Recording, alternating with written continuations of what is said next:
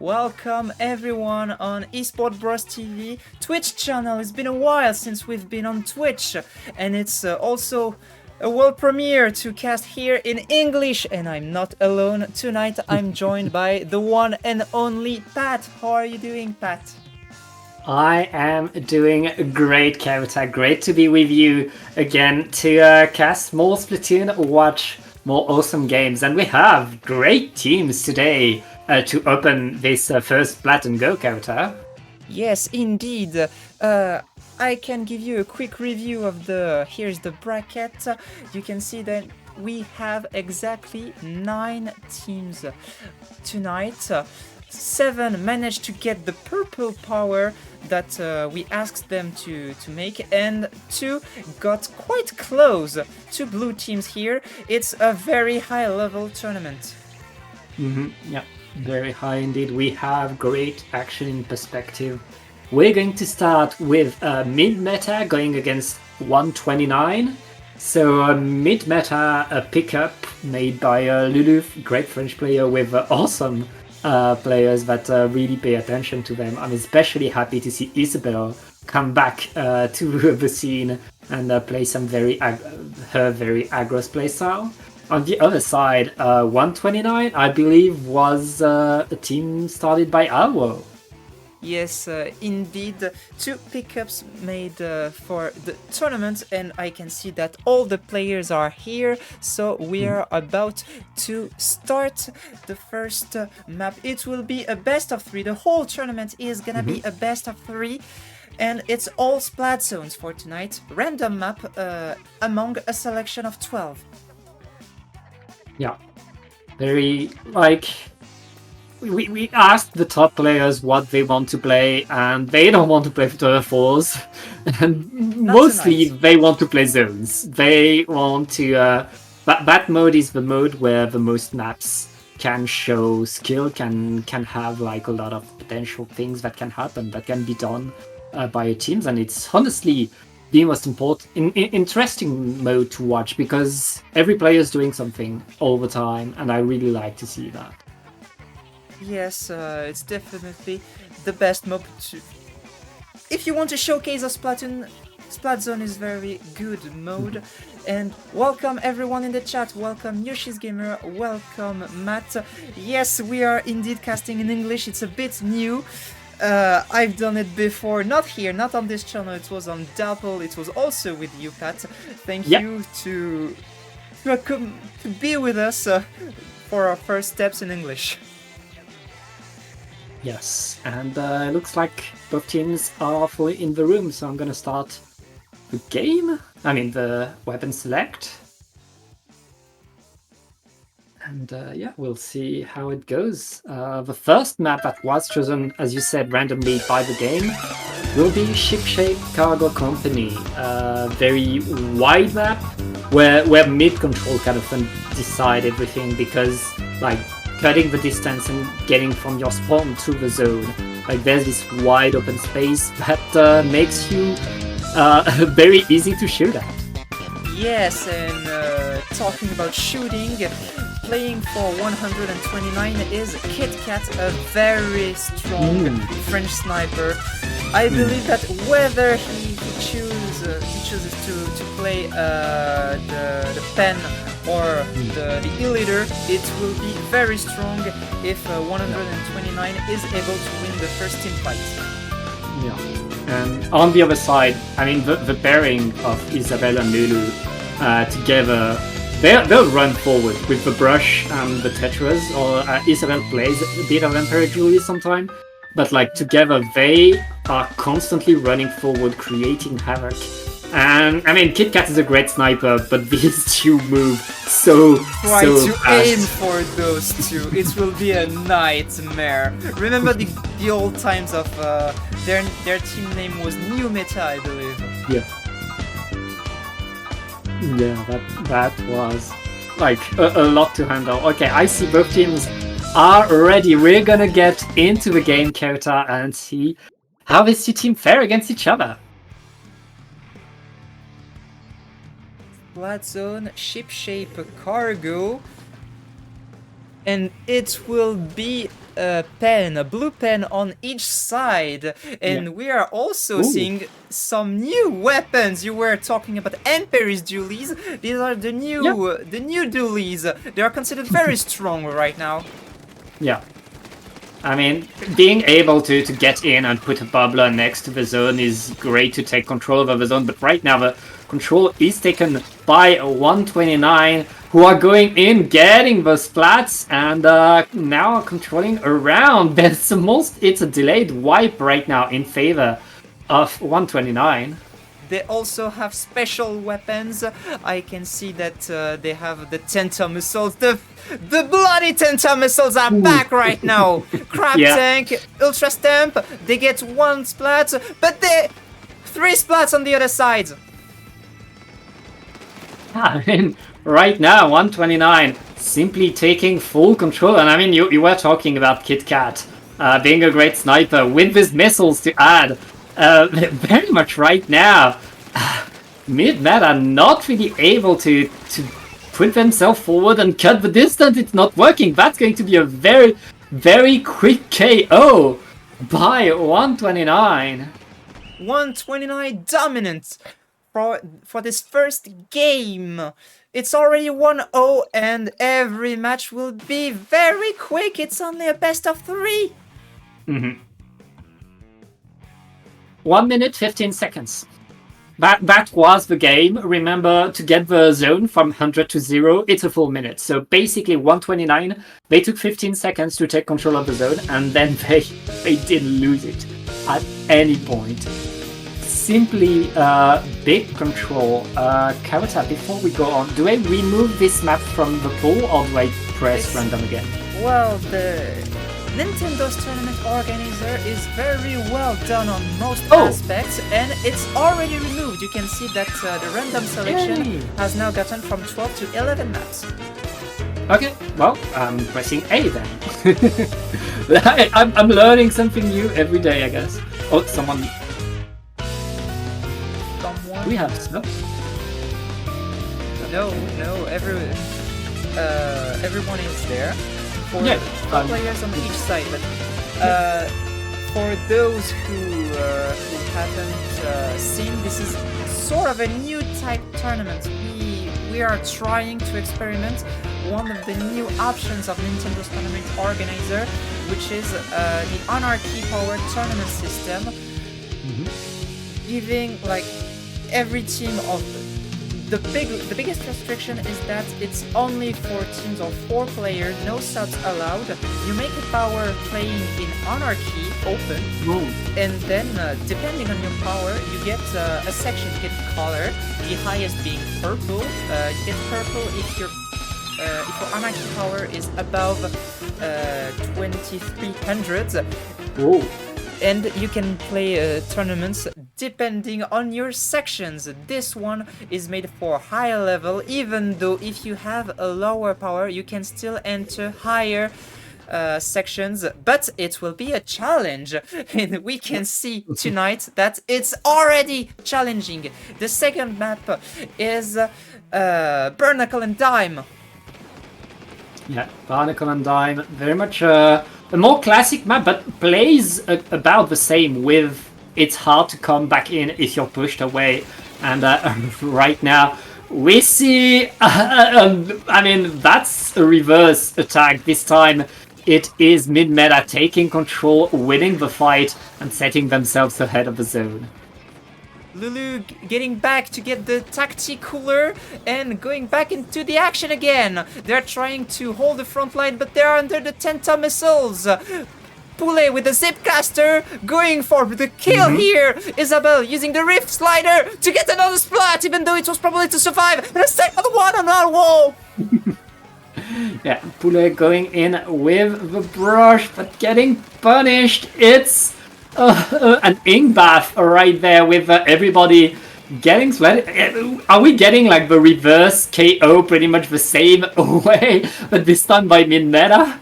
It quite looks like it. New Zipcaster for Poulet going at the back. They stop the count. They stop the count. They have a tacticooler, but the paint is strong on both sides. 2 players down.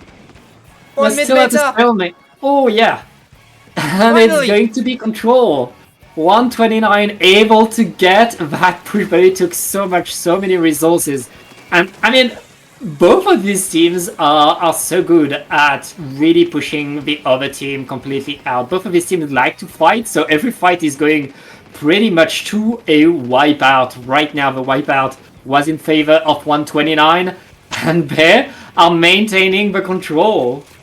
Yeah, and they 129 is good at maintaining control. Plus, they are playing the new squelchies with the point sensor, which is very strong against a Tetra player, and a mini brush. Oh, that was Ooh. quick! Yep, very nice retake by Min-Meta. They keep the lead, Karata. That's pretty good for them, especially if they're able to punish the Zitcaster right away. Isabel's going to be sniped in this Tetris, but it is certainly not over. 129 still needs to find a way to push in, and everybody from Min-Meta is there to defend. Oh, well, never mind. They paint. 2 players down now for mid-meta. 129 is pushing again. They get 3 players down in delay, forcing a jump back. They're in control, and their penalty is getting lower and lower. That penalty keeps going down. 2 minutes left in the game. Already one splat in favor of mid-meta. They're able to go in, get everything. Alwo less alone to defend, but Alwo is forced out and is going to be punished by the other team's Splattershot Pro. That pro is becoming very much a staple of high-level competitive. Yes, and I must admit that I don't like it. I was so scared for the very one day in Splatoon 3 where a shooter would get the bloody Tentamissiles. It happened. It's not a great shooter. It doesn't spam that much, but it can be already too scary. I mean, Tentamissiles have been nerfed since the old Splatoon 2 days. And right now, it looks like mid-meta is retaking control over the zone. Both of these teams now are pretty even, answering, going back and forth, and right now already 129 is back on the zone with numbers advantage. They're going to retake. The Zipcaster was a very good diversion here, but Porygon Zed managed to be a good beacon. Their team is already back into the action. Tentamissiles again! But it's the only one! The last one left, and I believe this will finally be the lead of 129. Yeah, I mean, there isn't much time left for Min-Meta to get back onto the zone. They need to go. Isabel is surrounded. Lulu activating the hammer, is trying to find a way in, is getting on the zone, but they need to paint. Oh, they lost 2 players. It's over. That's too late. Victory! Wow. 2-0 for 129. Very good games here. Yeah, 129. I mean, game number 1, it was all them, only them. They absolutely dominated. That second game was more evenly matched, but I mean, in the end, it was 129 on top, once again getting the 2-0. Yes, I believe they're quite studied. It's a new meta technically. The new patch now, the new weapons are not here for a long time, and they managed that. Playing against them, they have been better on this one. We will likely see them later in the tournaments, in the brackets, because there is a bracket in the group stage, and we will mark a short break before going into the second match. See you soon.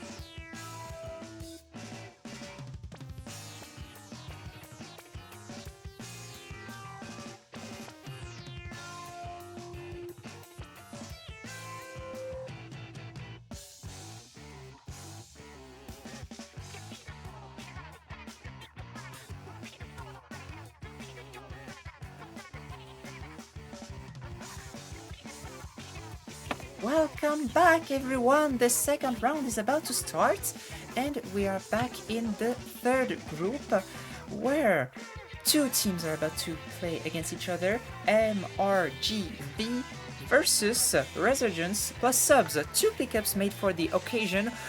One of them is clearly a favorite of the tournament.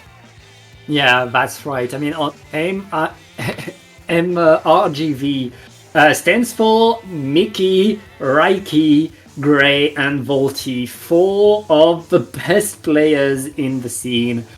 I mean, Gray, an absolute legend, and the other three, I mean, all of them absolute legends at this point. You have to pay attention to them. They're favored to win this whole tournament. Resurgence plus Sub coming strong. They have their chance, but it's going to be pretty rough for them to go against this team. Yeah, for those who are a bit less familiar of the French scene, these are 8 French players, and they often play in the French league, the Esport Burst TV League. It's mostly a Division 1 team against a Division 2 team. One of them is the favorite, but the second one has their chances. Yeah. I mean, in the end, when it's a best of 3, it can go very fast. You can get the few fights that allow you to take control, and yeah, we'll see how they're able to do, how they're able to fare. Reminder, if you're just joining us, this is a new tournament. We're playing Splat Zones only on random maps. We will start with a best of 3 to the group stage. Going then on to a single elimination bracket. And yeah, pretty glad to have that. And we have invited, I mean, not invited, but we have been open to teams that have shown themselves in Anarchy Battle before coming in. This is a European tournament. Most of the teams are French or have a French-speaking captain. Because Esport TV is a French organization, we mostly run tournaments for the French-speaking scene, but sometimes we also try to open to the Western scene, to Europe. Maybe the oldest people in the chat will remember Spark on Splatoon 2. This tournament, you said, is not an invitational, but you have to make a solid power in Anarchy Battle. We have the bracket here. It's not complete, but we can already tell that if MRGV wins this second match, they will be qualified for the top cut. Yeah. That qualification could do them. Yeah, they beating Solsmaya 2-0 on their first game. Resurgence plus Sub haven't played yet, so it's still a lot to do for them, but yeah, we'll see how it goes right now. And we're still waiting for one player that's missing in the lobby. Yeah, waiting for them. I can show you how good the Nintendo tournament organizer is, and I can show you the previous match of MRGV. You can see the recaps here of the first match. It was quite dominant for them. Like, as expected, 2 quick KOs. Yeah, 2 very fast KOs that allow them to re-establish themselves. Not much surprise in terms of the weapons brought as well. I know that Gray is the one on the Zap providing the support, and I mean, Gray is such an incredible painter. I know Gray is good at everything he does, but yeah. Yes, this is quite impressive.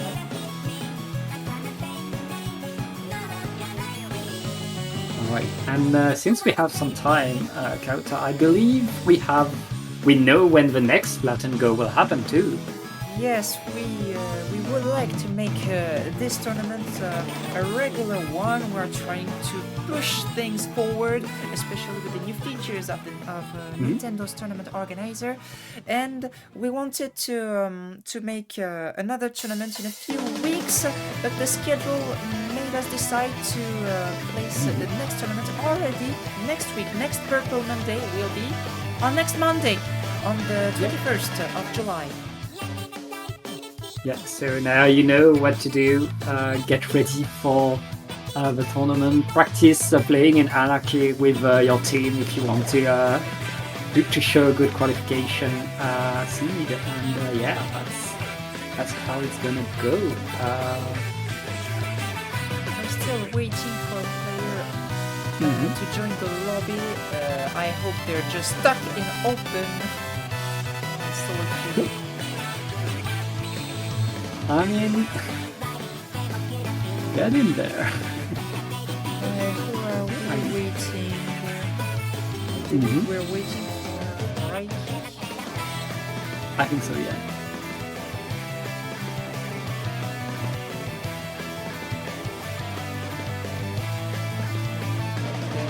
I believe they were already late for their first match, so it could be the same reason. I guess so. And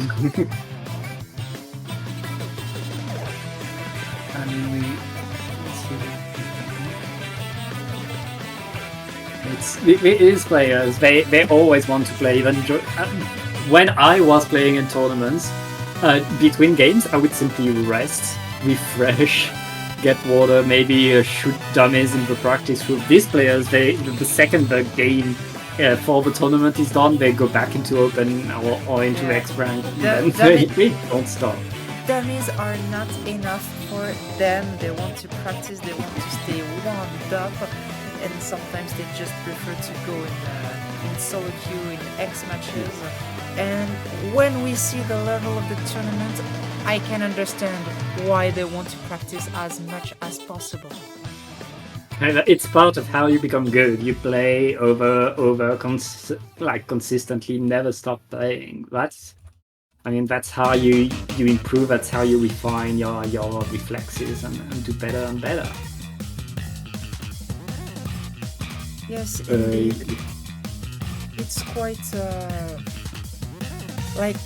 I guess this is something that make this player good. Play a lot, including in solo queue. And it's such a pain when you're a tournament organizer and you want to run your tournament on schedule and you're like, no, why are you late? Why? Alright, they're here. They are finally here. We can start the game. It's going to be on Barnacle and Dime again. I mean, we've seen this map, and it's interesting because this is a classic map for Splat zones that we see quite often in tournaments. But we chose it randomly by the game, but we're still getting the game still all likes this map as well, I guess. Yes, the tournament organizer is sometimes a bit strict and doesn't allow everything. It's very common, especially in group stage, to have a selected my pool, a fixed my pool. The tournament organizer doesn't allow that yet. We have high hopes for Splatoon 4, but right now it doesn't work this way. So either we give on Discord a map pool to the teams and they have to manually select each map, or we have a random selection and the game randomly chooses inside this selection. Yeah, well, it's still good. I mean, all these maps are fun. If you're a good team, you need to be able to play well on all the maps. And let's see how they play on Barnacle and Dime. Let's see how these two teams are doing. Remember, it's MRGV going against Resurgence plus Sun. I am so happy to see new weapons in this meta. We have the Black Stamper here, played by Raiki, and again the new Forge, the new Splattershot Pro with the 10-ton missiles. Already a splat from MRGV. They get the zone and they go forward. Volti taking kill 1, 2, and maybe a third one, and maybe the quad. Whoa! I mean, that's Volti for you. She just moves forward and gets splats. And it looks like she shouldn't get away with it. Oh, right now, quite back an down. answer by Resurgence, able to push MRGV a bit away. She's already back! Well, She's already back! well, She's pulling everyone! Another quad of the team! whoa. I mean, that's this team for you. That's how they play. They all four of these players are able to pop off so hard. Splat everybody, and Volty's still in. They never stop. That's just they're in spawn right now. Three players I've never seen that. This game was basically me on Volty's cam. Like she was flying. Okay, that's how you play Splatoon. Better than anyone, I guess. Simply run forward and and press the R until everybody's dead. It looks easy when you just look at them, but I can swear it's very difficult to be this strong at this level because their opponents, they're not dummies at all. They're these two French players. They're strong, like super strong, and yet they can make like I will just show you. Actually, I will just show you again the match, the recaps. Yeah, I mean, we have Gray with like in the whole team. There's 5 deaths. Yes, 5 deaths. That's huge. And check the number of assets of Gray. Like two players are at 30. That's terrifying. But I guess Volty is scarier than Gray. But still, like damn, everything. So many assists. Like the 2 tacticalers was perfectly used. And there's 16 deaths on the other team, and 2 of these players had 13 KA. Gray and Volty were part of every fight. They were in every fight, either with the tacticaler or a burst bomb to the face, or of course a carbon in the face. That was simply dominance, and the whole team of MRGV, they died as much as some players on the side of Resurgence. That was very much their game. They took full control, and now going into Mana Runes, we'll see if Resurgence is able to answer the call. But right now, it's looking pretty dire for them. Back on a comp that we are more used to on Resurgence plus Subside. No new weapons. A Kraken with the gal, the Deco gal. 96.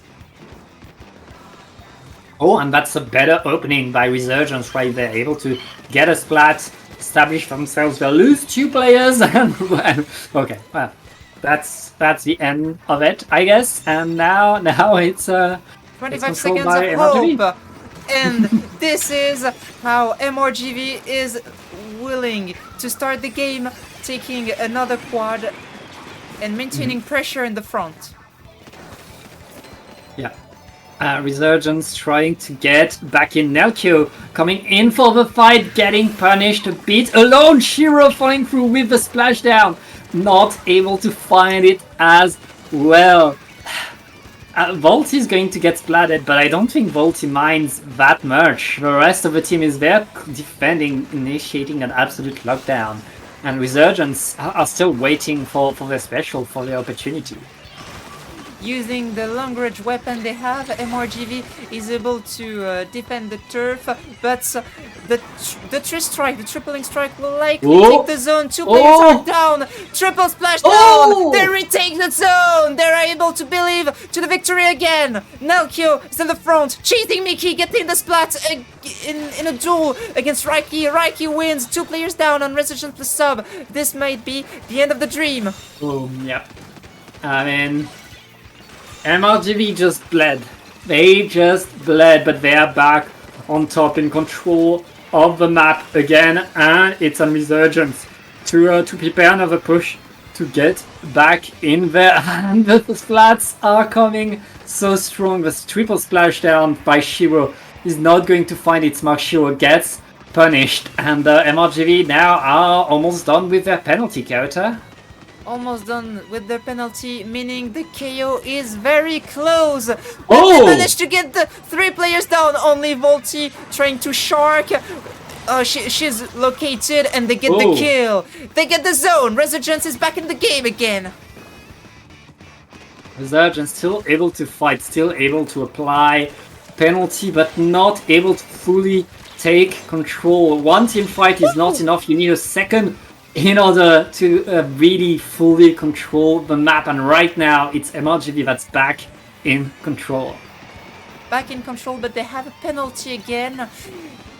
Trying to on the flank again, Shiro with the blaster, and very soon the triple splashdown, but not able to charge it completely, getting splat by Raiki. Two splats here with the Kraken. Yeah, very nice fight right there with the strikes. Resurgence is in a good position to paint at least one of the zone, and they need to do so. There isn't much penalty left. But MRGV retakes the zone, retakes the control. Shiro is isolated and splatted. Right now, Draco is going to get splatted as well. MRGV getting rid of every pesky Resurgence player are going to get their second win. A bit harder for this one. They had to fight a bit more, but the result was the same. Resurgence plus sub showed very good intentions in this game, but it was not enough. Second division is strong. The first is stronger. 2-0, and they qualify for the top cut.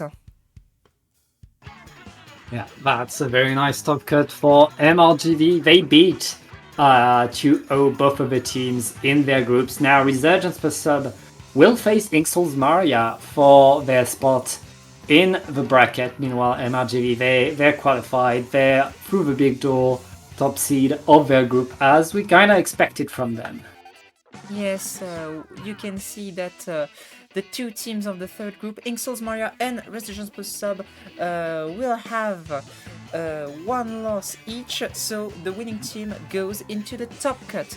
And maybe this will also happen in other groups. We are waiting for the results. I guess we're gonna take a short break and we'll be back with round 3 of groups. Exactly, where we will be waiting for the last match to end before going into the third and last round of the group stage. See you in a few minutes.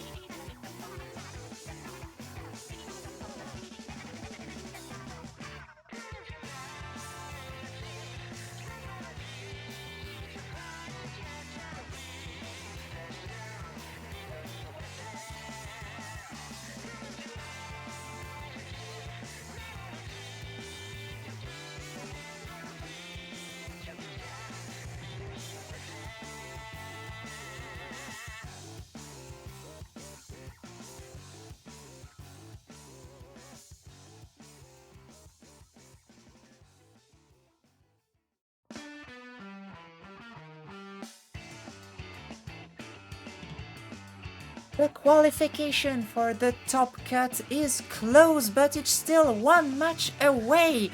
And we are about to witness one of this match between For Only Forever and Zipcat. These two teams lost to Feto Village, the winning team of the second group, and the winner of this match will go to the top cut. No error is allowed. Yeah. It's do or die now. There's only 2 spots in for each group, and one team has already taken the top spot. So these 2 teams have to beat each other. We see on the rank that they got in Anarchy that For Only Forever got Violet with 1 star and Zipcat got Blue with 4 stars. So pretty close in terms of power level that they managed to get in Anarchy, but of course, when you're in a competitive setting, it's a different beast. Yes, Anarchy is not something that top level players usually do. Some of these teams made their Anarchy power quite late. This is the case of Zipcat. They told us that they are willing to compete another time, and they will be more prepared. They will get the purple power, but right now they only got close. They were not the only one. Bad Luck was also only playing in the blue Anarchy power, getting quite close. They made several attempts, not enough, but this tournament is aimed to be a bit open for teams that want to get some challenge, and there are something like, I guess, Div 2, EBTV, and Luti League, so it's relatively high level still. Zipcat, they told us that they are foremost players of My Obsidious, which is a team I used to see perform quite well in other tournaments. Yeah, very much a staple of the competitive scene for a while. And we already have our first map decided. It's going to be Humpback Pump Track. A very wide map where you have to paint all around, which means you get a lot of specials and a lot of ways to go around your opponent and get different flanks. I am very curious to see which comp Zipcat will run, if they will have weapons that are very good on Humpback Pump Track. We know that rollers are very strong on Humpback Pump Track, and there are also the sloshers. And the team For Only Forever has as their captain a slosherman, Lucky, who used to play for ISC Tenchi. Their team is basically a reformation of OFBO. Quite an older French pickup or team, starting in Splatoon 2. They played a bit together on Splatoon 3. They are still very good friends in real life, I believe. I think we will have solid plays with the slosher. Very excited to see what we will get, because again, this is a match for the top cut qualification. Yes, and here comes no bucket on the side of Zipcat. But there's a Tri-Slosher for Only Forever. We'll see how that Tri-Slosher does, and that Tri-Slosher is opening pretty strong already. And a second kill, and they get the Tacticooler to go even more forward. Yeah, very nice push, and right now it looks like For Only Forever are taking control over the zone, forcing Zipcat to find a way back in. Zipcat getting a few good fights. Fruk with the Emperor Julies able to maintain some pressure with the help of Nom Nom, and with 2 players down, it looks like Zipcat is going to take the zone unless the Bubbler stops them.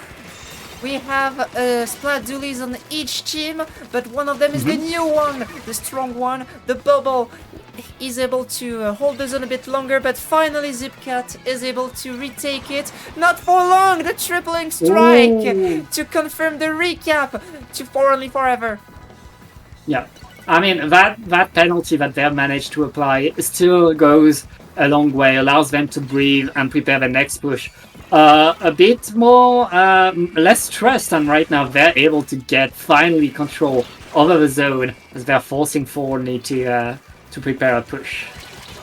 They're struggling at getting forward. Zipcat is more focused on trying to keep the control of the mid of the zone.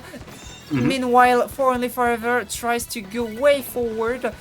Even though there are 3 players down, 4 players down, delayed wipeout. I mean, Zipcat struggled at the start of the game. They let For Only take a good lead, but right now they are very much on top of the zone, controlling the pace of the game. And with a crab tank by Tame right there, they're not able to do much. All the flanks went around the crab and took control of the zone. Yeah, they really focused the crab tank here. 2 players down on Zipcat. Triple splashdown to take Splats. Only Bass on the zone trying to keep it on his own, but alone he can't do a lot of things except giving the super jump point for Oeth, but getting Splats in his bubble. Yeah, and right now, Only Forever are facing Zipcat that's doing better and better throughout the game. We have went through the game and the flank is working! 2 Splats! 2 Splats, I mean, and make that a lot more. That's a delayed wipe in favor of Only Forever, character. Oh, Oeth going forward with the shield, the bubble shield almost ready finally. Oh no, getting splatted in the shield, activating it. But the penalty is over for Only Forever, and they are still taking the splats here. Very good Booyah Bomb! Ooh! That Booyah Bomb is huge right now. There's no penalty onto Only Forever, but they lose too many players. It's a wipe! Out, and Zipcat is back in control of the zone. They have a minute and a half to reach the lead, to climb way back into this game, but that's ample time. Nom Nom and a teammate going forward. They have the Booyah Bomb ready to be used. Oh, they delay. They are very good at delaying the opponents, but getting splat before activating the Booyah Bomb. Tripling strike to stop the count. Very close to the lead. They are about to keep the lead here for Only Forever. Very good team play. They use their specials together very effectively to make sure they retake the zone. But they didn't take enough splats, and right now, Zipcat is getting another wipeout. But they still don't have the lead, and lots of times have passed. They don't have that much time left. They need to hold the zone now. They need to not let For Only Forever get splats, get specials. Their penalty is almost over. Triple strike in the zone there. Finally, Zipcat taking the lead. 2 players are down. For Only Forever retaking the zone, but they have lost the lead. Yeah, that's nice control. 15 seconds left. Only Forever still has some time, but again, I mean, they need to score now. Just a few ticks. Can Zipcat take the zone again? The Booyah Bomb is ready. The Booyah Bomb is prone. Is it enough with everybody's painting right now? The splashdown is a bit far away from the zone. It's not. Oh! It was so close! And Zipcat already winning first game. They are just 1 point away to qualify for the bracket. That game was by 1 point, and we still had overtime, and that overtime was close. It ended with the zone being neutral for too long. These 2 teams are evenly matched, as evenly as you can match 2 teams. Great games that they showed us, with lots of back and forth, lots of counters to what the other team was doing. Kavita? Yes, we tried to use the anarchy power the teams got to seed them, but it was not very easy. Like, when we saw Zipcat getting blue, we're like, they're probably stronger than that, and they are proving that they are stronger than that. I mean, one session of Anarchy in open. It's random. Lots of things can happen. Lots of things can arise that make your power change by 100. Especially when you're playing at that level, any defeat is going to cost you so much progress, and then you have to go back. So I'm not that surprised to see teams, even great teams like ZipCat, struggle to get to purple. You can see that mid-meta and 129 qualified already for the top cut. Inksoul's Mario and Resurgence plus Sub are fighting for this spot, just like the two teams we are currently watching, and I wanted to show you the recaps of the first match. A very solid game from the pencil here. 23 kills, including 12 assists, and very good game also from Fitz and Lucky with the Tri-Slasher, the new one. Yeah, but let's get right in the game and see more of these players. It's going to be on Museum d'Alfonsino. Another wide map with flank routes, so I guess we have a theme. We have a different stamper here, no new weapon at all. I believe this is the first game we see that way of the tournament. Oed going very forward for the first kill, getting joined by the teammate. Two very good early splats. For Only Forever taking the zone for the first time again and focusing the crab tank together. Ooh. This is very good for Only Forever. What a name. Yeah, For Only getting early control, but here comes the answer by ZipCat, getting lots of flats. Earth activating the crab tank to the side, but he's completely surrounded and sent back to spawn. Nice control by ZipCat, but I mean the rest of For Only is already... Oh, whoa! They're already out!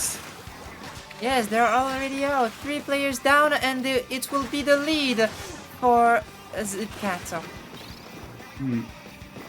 It's like ZipCat really learned from the previous game. At the start of the game 1, ZipCat was struggling, but right now they're doing better and better and better! And best! The best of 3 could go very quick here, because one more game from ZipCat and it would be over. Already 30 points left only. Tripling strike, it's too far! It's not in the zone! Yeah, I mean, right now, we see For Only Forever, who was doing so much to control, failing to get the retake. Wait, is it going to be a quick KO? After this back and forth game that we had, ZipCat sealing the deal. They figured out their opponent and simply took full control. It's a strong way to enter the top cut. ZipCat, I believe the very only full EU non-French team managing to reach the bracket. Congratulations to them. It was a very good performance already.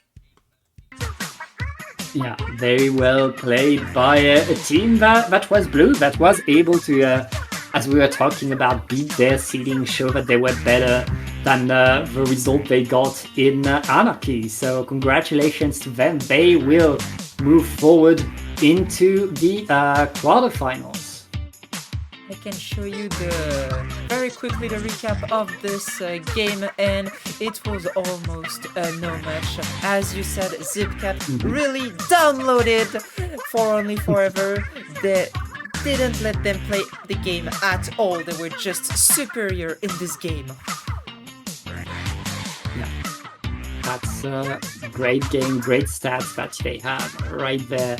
And yeah, that's it for the group stage. We're still waiting on Inksoul's Maria and Resurgence Sub to complete their game. Yes, you can see. 1-1. Yes, I was about to show them. Just to mention that ZipCat will be the blue representant in the top cut since Bad Luck lost their 2 matches in the first group. They will not go in the top cut.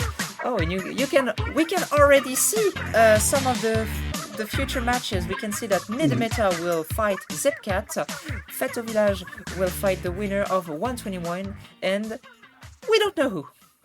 Yeah. We don't know who yet, but we will know very soon. We'll take a short break while we set things up, and we'll be back with the final bracket. Exactly. Thank you for following us. Next is the top the bracket semi-final. Quarter-final. There are only 2 quarter-finals for my defense. Then semi-finals. 2 teams are waiting for their opponents, and the big final. See you in a few minutes.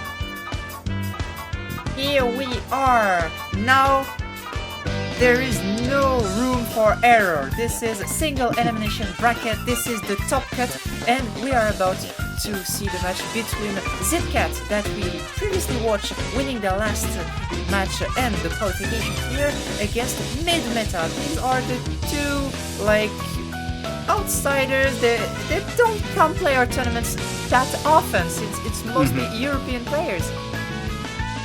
Yeah, we have the dark horses of this tournament that managed to get here. One thing to note is that Mid-Meta struck down Bad Luck in their group. Bad Luck, the first blue team to be eliminated. And Zipcat is the last defender of the blue tag, now facing Mid-Meta. So Mid-Meta could be the blue crushers of this tournament if they win. They could be the blue crushers, but Zipcat already managed to win against purple team, so who knows? It will be a close one since I will show you. I will show you the bracket. You can see the match who are about to get played, and you can also see the results of the group stage. These two teams managed to get their qualification by winning one match and losing another one. That's where they are right now, and the winning team of this game will go to face MRGD, who is waiting cozily, not having to face anyone in their quarterfinals. So we'll see how these teams can do. Right now it looks like we have 8 players in the room, so I'm going to start the game. We still are on random map, and that random map will be Shipshape Cargo Company. Yes, Shipshape Cargo again. Well, it was this weekend. It was a Splatfest, and the C team won. So I guess the game is trying to send us a message. Yeah, I mean, I guess so. We've had a few repeat maps. There's a lot of maps in this game, but the random map generator doesn't agree. He wants to go back to the same ones. Yeah, sometimes we wonder what this RNG is and how it works. Anyway, we're just waiting for Paragon Z to validate, to check in, and we are about to start the game. Seeing their comp previously, I don't really know who is a favorite. This is likely the closest match, the closest quarterfinal we are about to see. Yeah, lots of possibility. And two teams that like to fight their way in. And we saw Zipcat kind of struggle at the start of the last set that we saw them play. But they're able to adapt incredibly fast. Going against mid-meta, adapting is very important because mid-meta plays their own way, plays at their own pace, and you really need to learn how to fight it. Yes, indeed, the game is starting. We're about to see the players. Yeah, let's see what weapons are brought on the side of mid-meta. Not much of a surprise. That's what we saw them bring into groups. On the other side, mid-meta, Zipcat, they have the Slosher. That Slosher will be incredibly important to counter the Tetras from Isabel. Yes, indeed. The Slosher class, historically very strong against the Dualies. Oh, I had high hopes for this Ultra Stamp, but 2 players are down. For mid-meta, the Tacticaler arrives a bit late, sadly, and Seb doesn't manage to get the kill here. He's forced to jump back. Ooh, and that's Zipcat taking control of the map pretty early, forcing mid-meta to move back mid-meta.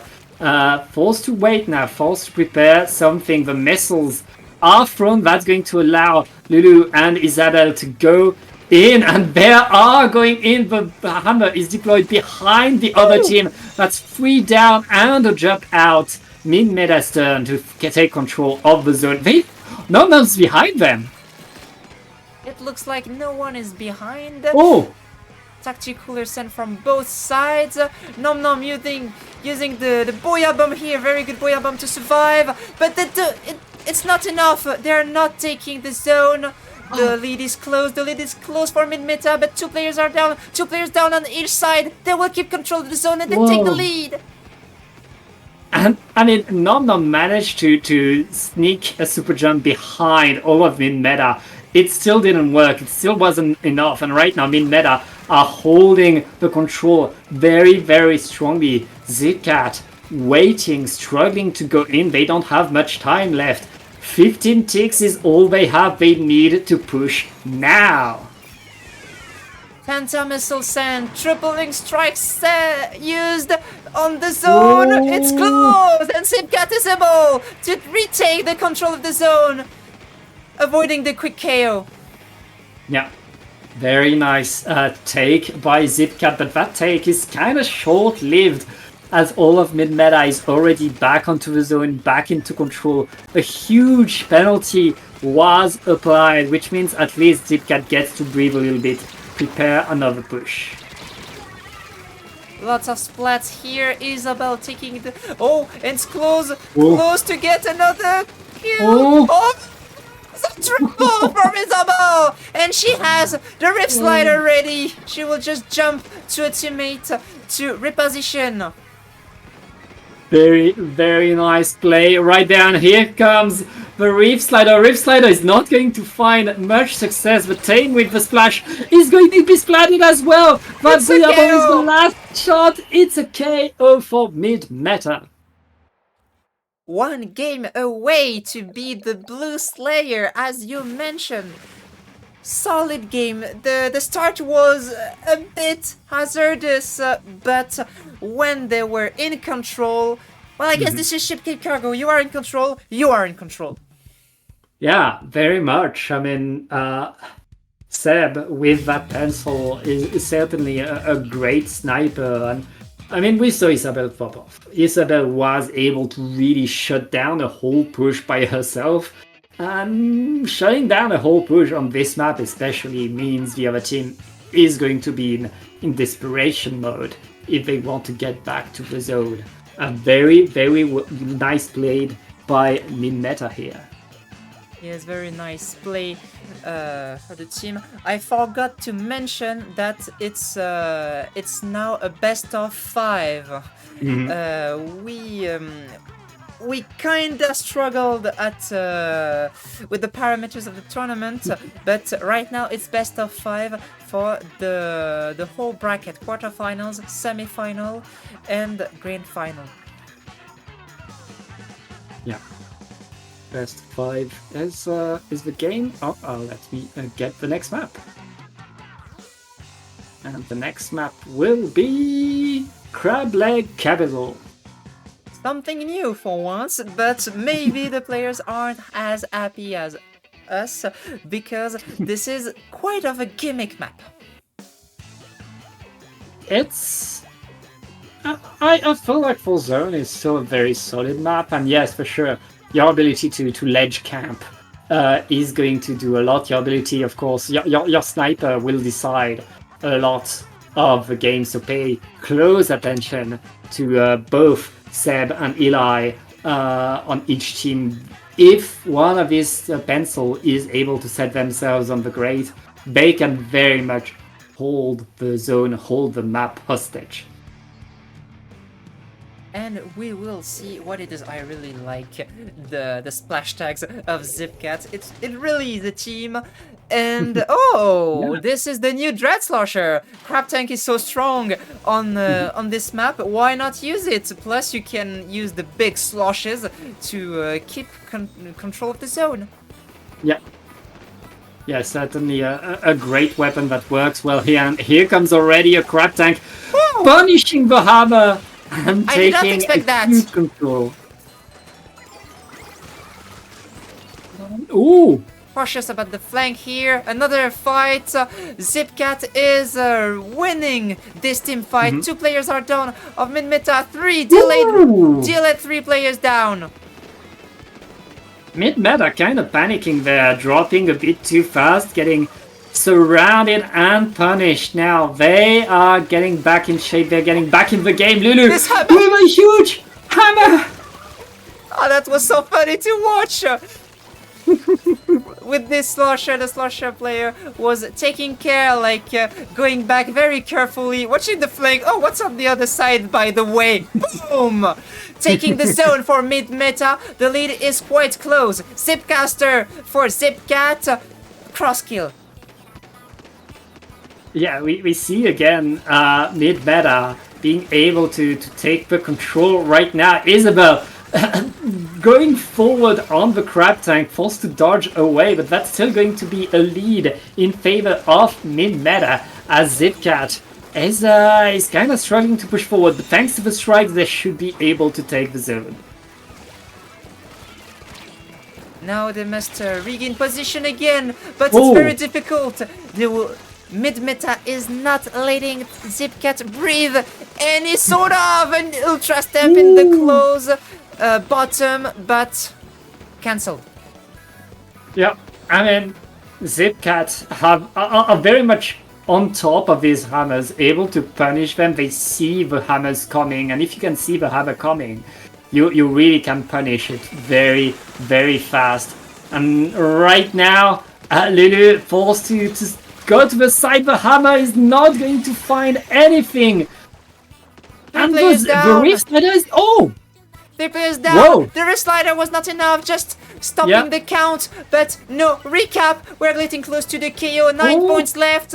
The battle for the turf is won by mid-meta, even though they had 2 players down at that time.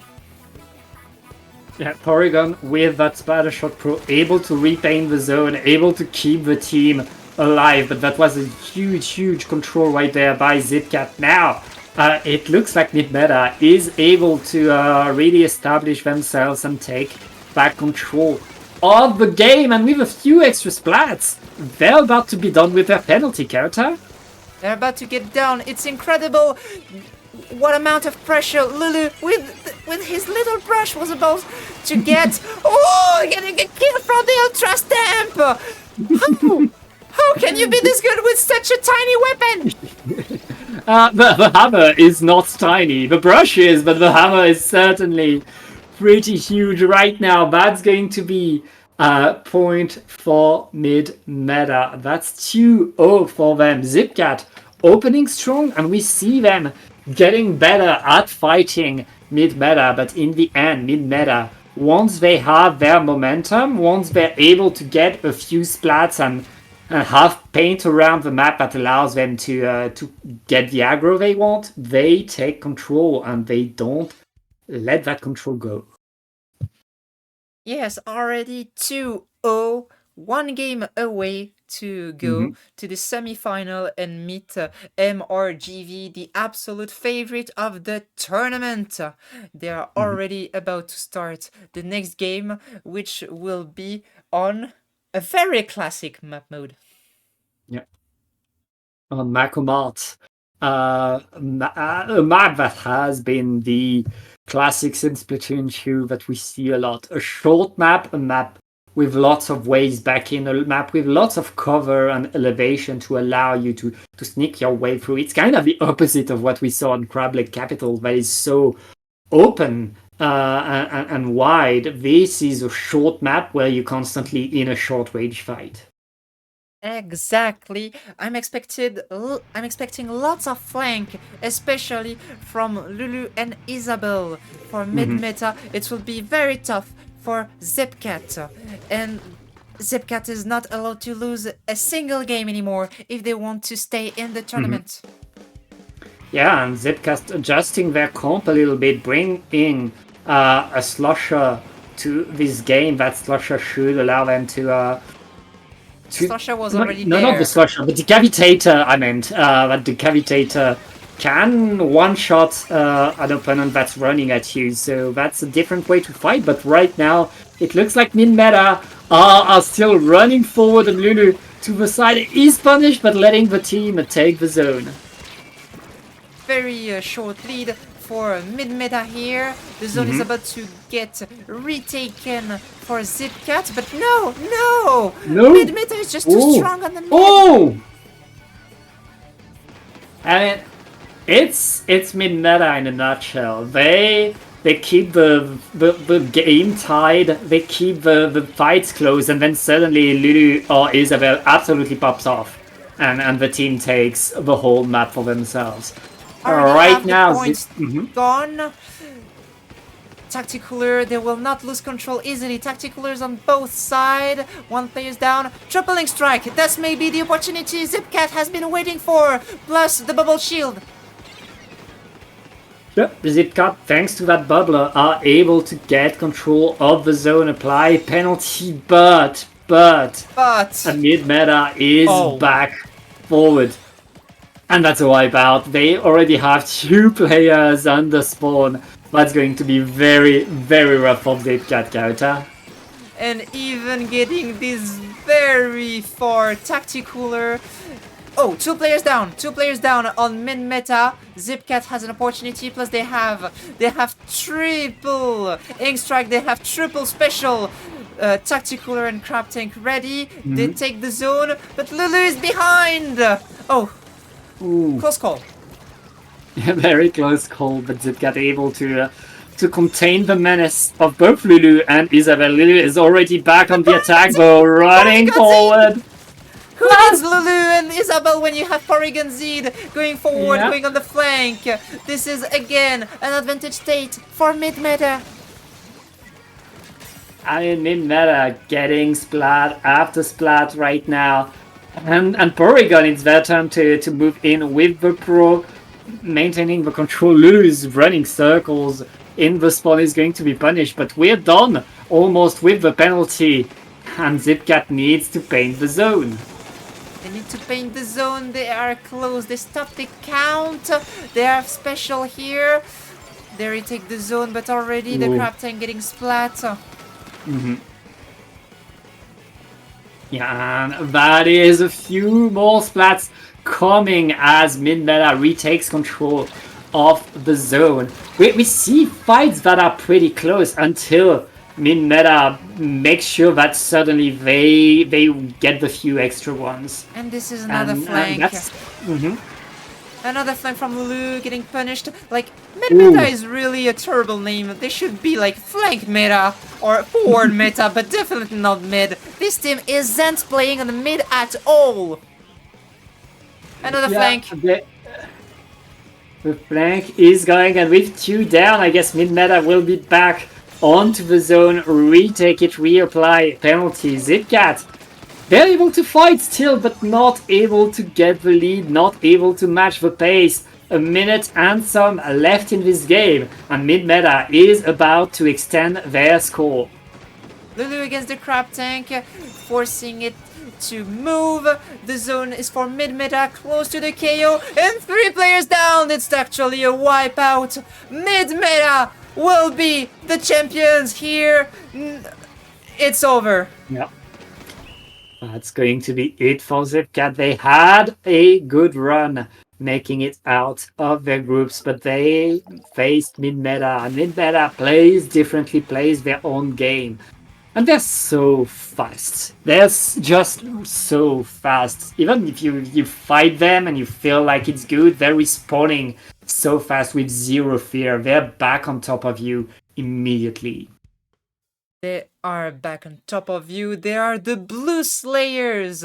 They win their quarterfinals 3-0, and they will be facing MRGV after that.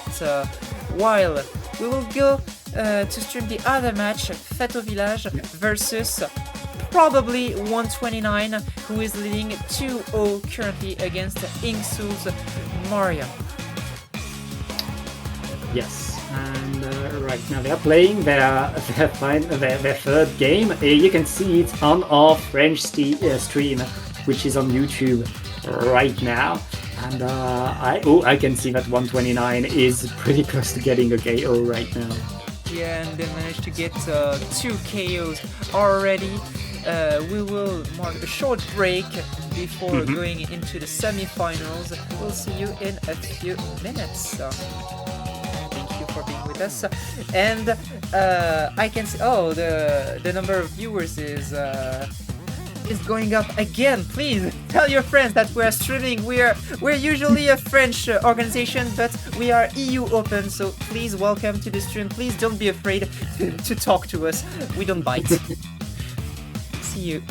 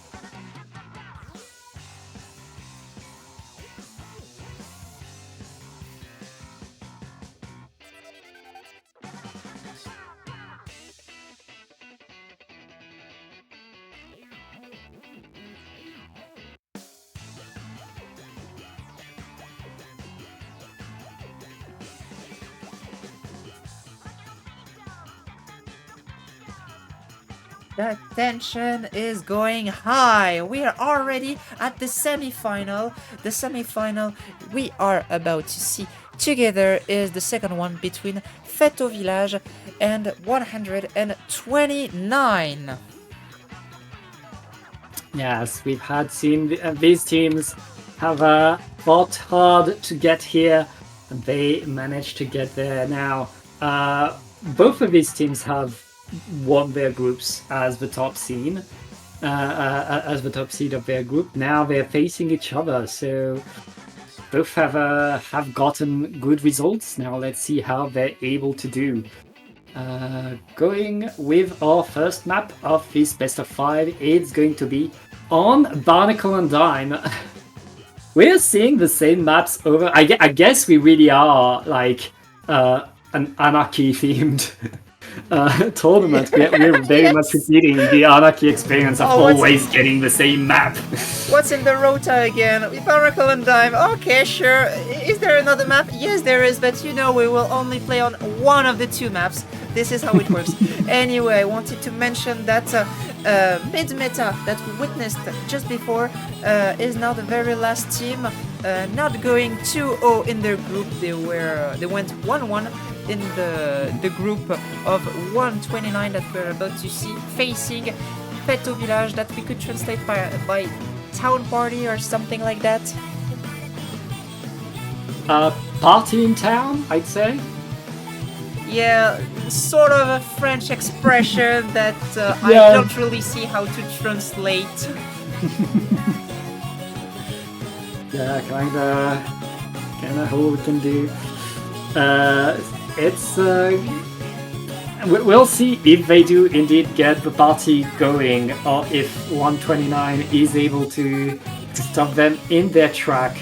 And as you said, these two teams have been up 2-0 in their group. These are like we're reaching like the top 3 teams of this tournament, and we'll see how it goes right there. Fête au Village bringing a heavy Splatling. How long? How long has it been since I last saw a heavy Splatling? I'm whole happy.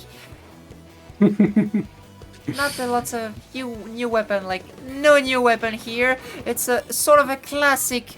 I was wondering when we would see an S-Blast again. I mean, S-Blast is still very much a strong Even after the blast. nerf, that's crazy. Oh, don't underestimate the good S-Blast. Right now, it looks like Fête au Village are getting the control of the zone. Poulet zip casting around with that Octobrush, but not able to find enough splat. That's just enough diversion for the rest of the team to come in and take control of the zone. Very good crab tank from Alwo, taking not one but two splats after defending the flank here. Very good action for 129. They have the tacticaler now. They will get the lead in a few seconds. They want to defend their positions. Yeah, and right now, the zone is scared by 129. The Booyah Bomb didn't find much success, and Fête au Village are fighting to find their way in. The Wave Breaker is allowing them to take some control, but the Crab Tank by Owl is pummeling them deep back in their spawn. It's so rough for Fête au Village right now. They have no way in. They have no way in. Kit Kat defending his position with the Snipe Rider, getting splatted by a very good Booyah Bomb, but there are two players down, and it will be the KO for 129, taking their first game to Fête au Village. Yeah, very nice play by 129. I mean, Fête au Village, they opened strong. They were able to get their control to push 129 away, but once 129 had control of the zone, once they had control of the map, they simply stayed there. They didn't let Fête au Village get a single push back onto the zone. Yes, indeed, they could not retake position. They were good at sort of middle fighting, but once they lost the control, they could not retake it. 129 was just too strong on the position there. Switching from tacticaler to crab tank, getting a few kills with the long range, not letting their opponents approach the zone. Yeah. And our next map has been decided. It's going to be Mahi Mahi Resort. Very much. I just noticed that our overlay is in French. Yes, we prepared a few things, but the setup is the same for the French stream and the English stream. So learn the maps in French. Club Yeah. Cachalot. Yeah, we're gonna go to Club Cachalot for the next You game. have the pictures. You have the pictures. You know what we're talking about. You understand. Yeah, it's certainly a map that everybody knows. I think it is the best map mode in the game for competitive. It is so evenly matched. You have so many different ways to fight. The way the map changes is awesome. I think really it's the best map mode in the game, in my opinion. Yes, definitely. It has been one of the most solid map mode of Splatoon 3 since the beginning, even after the rework. Hype to see what it will be. Yes. Remember, we have 1-0 for 129, and it looks like Feto Village are sticking to the heavy splatling. They don't want to bring a pen. They want that splatling action, and going against the brush and the squelches, this honestly could work. Why not the sloshing machine making its comeback here on Mahi Mahi Resort? Crab tank for Alwo. Jasmine forced to jump back to her teammates. Yeah, and right now it looks like Feto Village are taking control once again. They have nice openings that work pretty nicely. 2 down still on to 129. Poulet and it's KitKat, right? Are forced back. And right now, Feto Village are going to get the water drop in. Another zip punished by Sicko, the heavy splatling. Tactic cooler used on the zone, but 2 players are down for Feto Village. The backline trying to keep control of the zone, but it's very difficult just alone. Yeah, and the penalty has been applied, but it's so Feto Village able to maintain a lot of control over the zone now with 2 players down. It looks like 129 will be able to set themselves up, and this is when they are at their most dangerous. Remember, the last game, Feto Village was not able to push, Karita.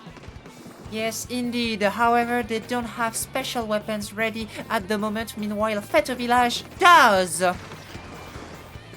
Yeah, and the specials are coming. We saw Bazooka. The Booyah Bomb is coming onto the zone. It's not gonna get the cap. It's a lead swap in favor of 129, and they still have the numbers advantage as Feto Village and they have the struggling to tactical get again. I was expecting a very good comeback from Feto Village, but the special weapons were not enough. 20 points left. It's already close to the KO. 2 players are down. Feto Village needs to get close to the zone very quickly. They need to paint it. 1 player down. Getting the kill and retaking the zone, but 8 points left. 8 points is a pretty nice lead for 129, but Feto Village, it's their turn to hold, and we've seen that both of his team like to hold for a long time right there. That's 2 down. On to 129, Feto Village are going to get more control right there. Very good splat from Jasmine. She's jumping to her teammate. She's very good at jumping very quickly. 1 player down on each side. We're getting close to the lead from Feto Village. 1 player down on each side. And they have the control of the full map. It's so big. They have turf everywhere. Zipcaster behind the lines. But it's the lead from Feto Village. 2 players down. They stop the count. Retaking the zone. It's not over yet. It is indeed not over. 129 lost the lead, but retook it with 2 minutes left in the game. They still have plenty of time to come back. They don't have that much penalty, and right now it's their turn to have so much paint around the zone. As the Feto Village are sending the Booyah Bomb, getting 2 splats, they're gonna retake. They're gonna retake, and Feto Village is very fast at going forwards, taking the last kills on the few remaining players. The squelch is on the side, dropping with the bouncing thing. The bouncing rocket. wave breaker, thank you. Getting a splat with using the fall off of the weapon, very good. Long range fall off. They take the zone again. They have the right to dream again. Splat zone is the mode where you see the more often KOs. Yeah. So it may happen again. Yeah, and right now in this last minute, both teams are still fighting for the zone. 30 picks of penalty for 129. The Booyah Bomb is coming in with a lot of paint. Feto Village simply getting retake after retake, but getting punished by Albo. The crab tank winning a duel against a Trizuka does not happen very often, but we just saw that. 30 points of penalty. They're close to winning, but they're not allowed to make a mistake. Feto Village needs to retake the zone very quick before the penalty starts. The overtime.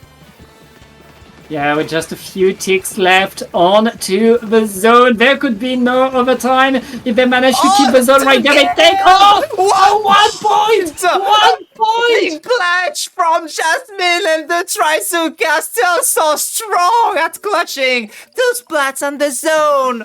1-1. The match is like almost it started. What a game.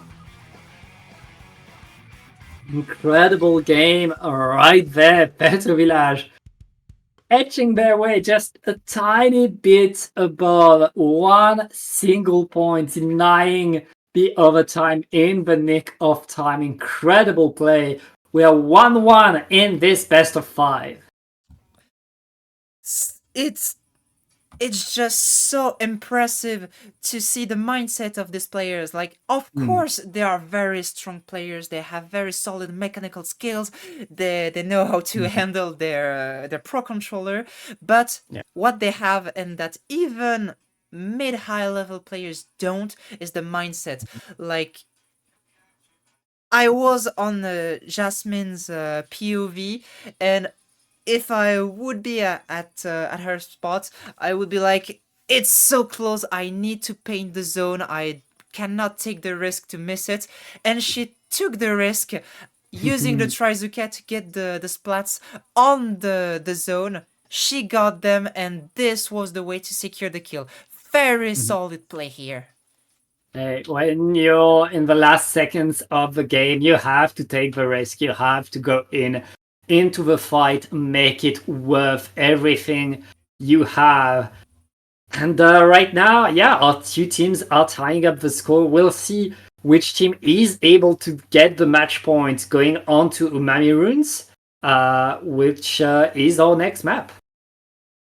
It will be sort of a different dynamic, I believe, but if we manage to go there until up to the overtime in Splat Zone, this may happen again in Umami Runes, since with the two zones, it's way harder to make a solid push. If a team is not very well organized, they can struggle at taking control of both zones.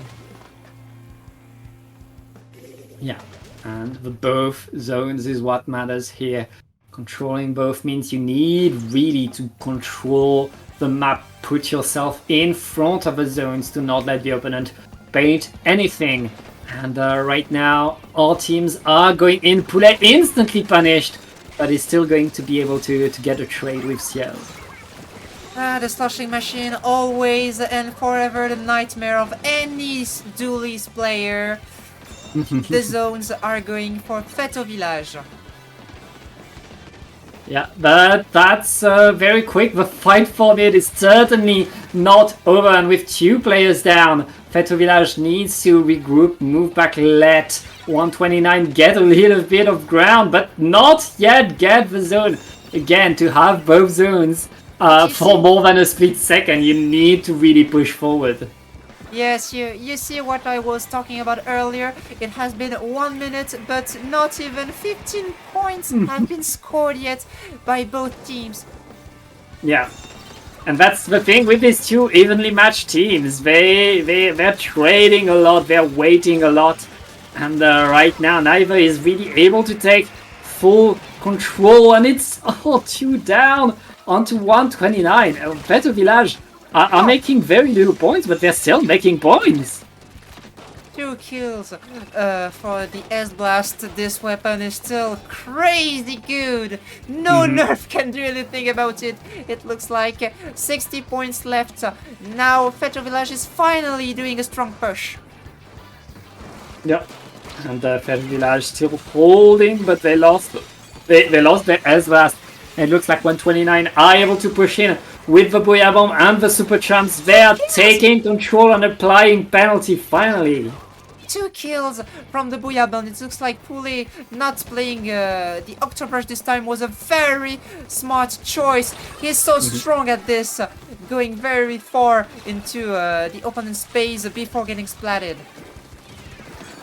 Yeah, right now, Feather Village using their Zuka, using their Booyah Bomb, trying to find their way back in. They know if they apply penalty, that could slow down the game enough that they win, but right now, oh, they lose 3 players! It's only the heavy Splatling, and that's a delayed wipe by Arvo, sealing the deal right there. And look at that, 129 had their crab tank and their pencil deployed in the best possible spot. The crab tank not able to splat the heavy right there. Oh, Trizuka, and it's the last hope because only 10 points left. Yeah. They can't approach. They can't go near the zone. Even the right one. Finally stopping the count. But the kills again. 129 leading 2-1. And that's the hard part when there's only a few ticks left on the zone. You're forced to go in. You're forced to paint, which means you cannot fight. The opponent can simply pick you up. And with the double zone, 129 was able to simply keep it their color as they were still winning that fight. Very, very well played by them. They are up 2-1 going into game number 4. It means it's a match point already in favor of the sort of outsider. I don't know if I can say outsider. Both of these teams have been very solid up to this point, not conceding a single game. Yeah. Well, they both have conceded a single game now. To each other. Yeah. But for sure, this is the first time in the tournament that these two teams face hardship, have to face getting punished a bit, and it looks like 129 right now are adapting a bit better, are doing a bit better, going into the Museum d'Alfonsino, or dare I say, the Galerie Guppy. There we will see how these two teams can do. Yeah, and the winning team will face an even stronger opponent, but no opponent is unbreakable, since in the other semi-final, MRGV, the favorite of the tournament, also dropped the game to mid-meta. They are currently winning 2-1, just like this semi-final. I guess this tournament is closer than we thought, than we expected. We have competitive teams coming in, and we love to see teams come and fight their hardest, play their best. Now, just a few seconds left to select the weapons going into Museum. Remember, it is do or die for Feto Village. No room for error. We are back on Museum d'Alfonsino. I see no changes in comp of Feto Village. There is one on the side of 129, the bucket, the slosher for Alwo, and the new Splattershot Pro for Bot.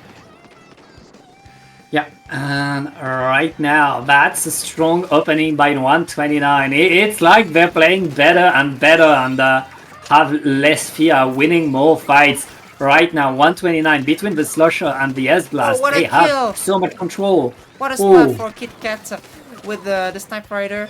Very comfortable on the mid area here, while his teammates are on the opponent's plat. Going very far. Alwo not scared at all with the Slosher taking the curves. And the tripling strike are very close to get charged.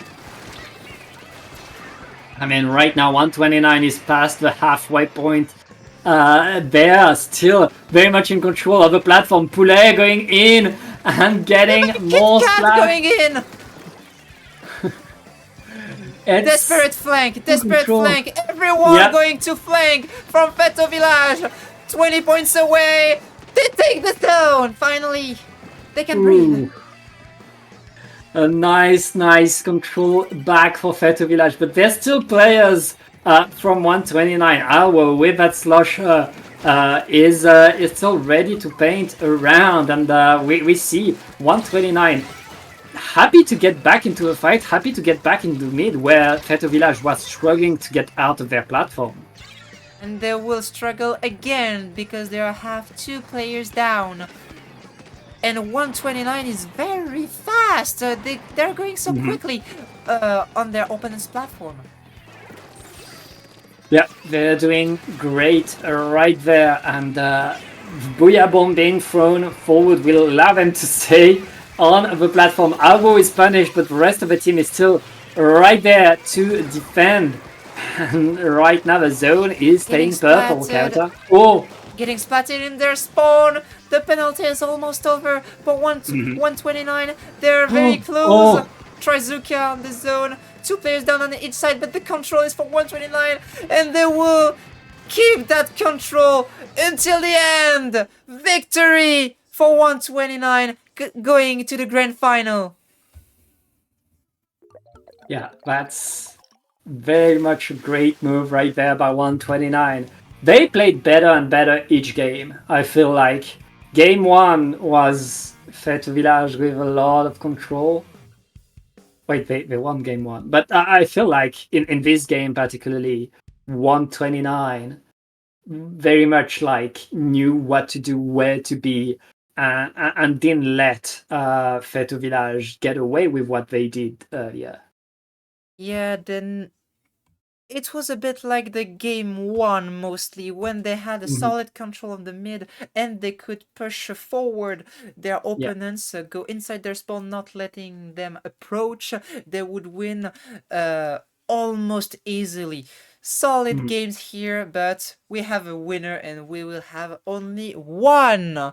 The winner will be decided in the grand final. It will be between MRGV, who has won 3-1 again against Minmeta, just like 129 here. Yeah. So this will be MRGV versus 129. We're going to take a short break to set up the lobby, and we'll be right back with our finals. See you in a few minutes.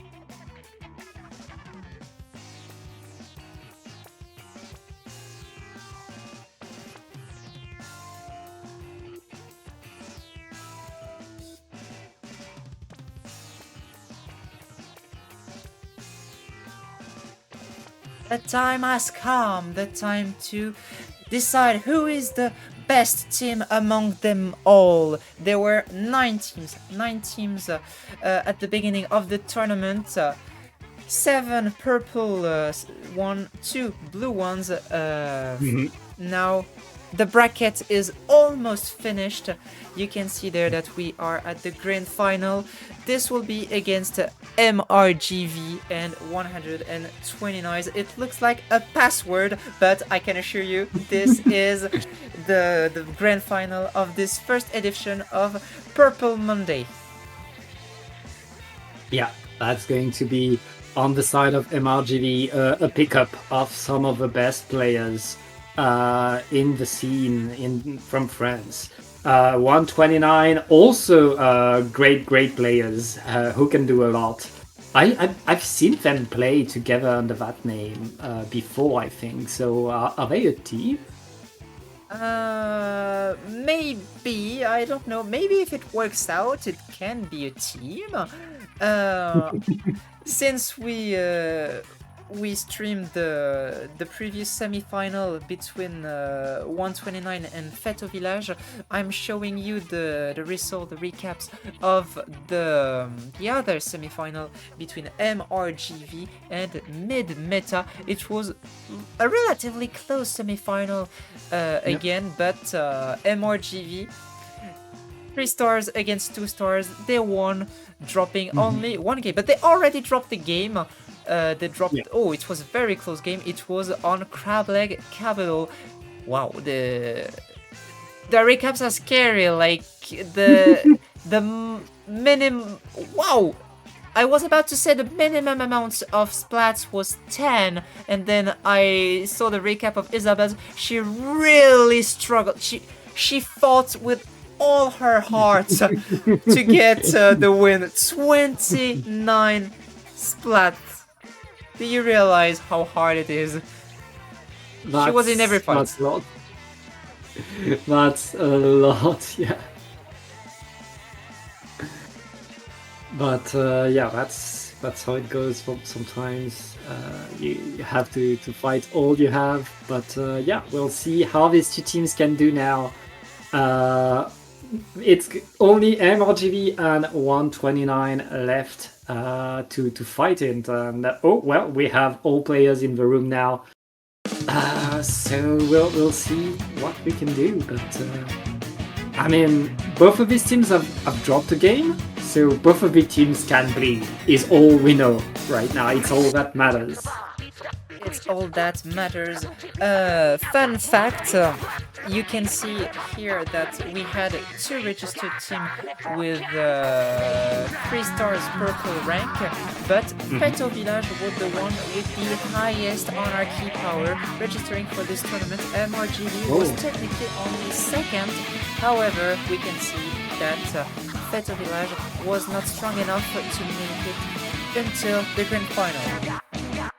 That's the difference between a session of Anarchy and a tournament. It's a different setting, it's a different way to play, and it looks like it's a different deal. And MRGV and 129 are our 2 finalists right there. Of course, it's going to be a best of 5.